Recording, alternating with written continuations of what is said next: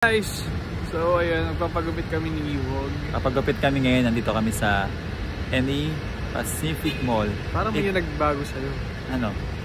Ba't ganyan na yung mata mo? Nakasalamin na. Na-try niya na yung new shades niya. So punta na kami ng... Pasok kami sa loob, so...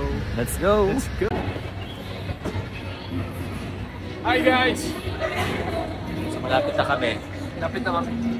Nilulok na kami mamaya.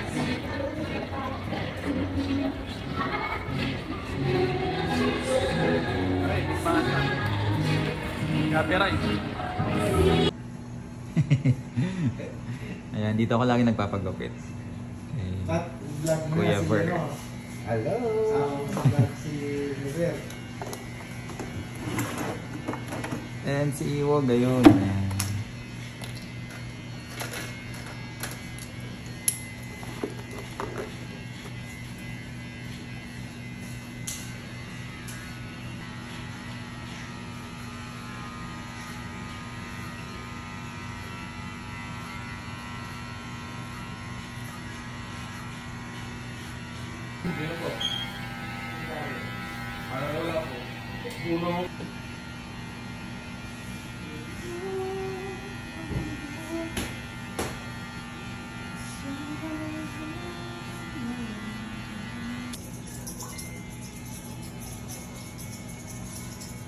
Parang makaka-copyright. Hello guys! Ayun. Ay, sa labas na lang tayo mamaya para malinaw. Pero ano lang. Saan tayo baba? Ganun ang gupit mo, lalo sa likod.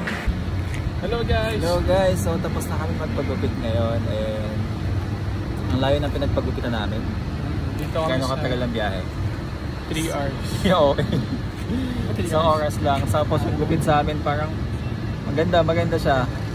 Parang hindi halata yung hairline ko kasi meron siyang concealer dyan. Hindi kasi mag-birthday ka na kasi kaya kailangan nagpagupit. So magpapaparty si Iwog. Magpapakatering ako sa birthday ko bukas. Kasi natamad akong magluto-luto, so magpapakatering na lang kami. Ayun, see you sa birthday ni Punta muna tayo Iwog. SM. Punta muna tayo sa SM kasi may bibili ako sa kanyang gift. So ayun, Kasama niyo daw, ako daw bibigyan ng gift ko. kasama ko siya para siya bumili. Hindi, para, ayun, sige, bless na muna kami. Bye-bye. Bye-bye. So, ganda na gupit namin. Saan na nga tayo nagpagupit? Dito sa Pacific Mall, sa barbershop dito kay Kuya Fer sa'yo.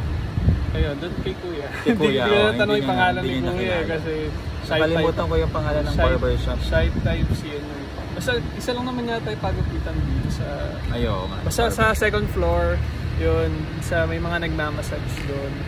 Ang dami nagmamassage Ang doon. dami nagmamassage. Basta doon. Ayun, sige. See you soon. Bye-bye.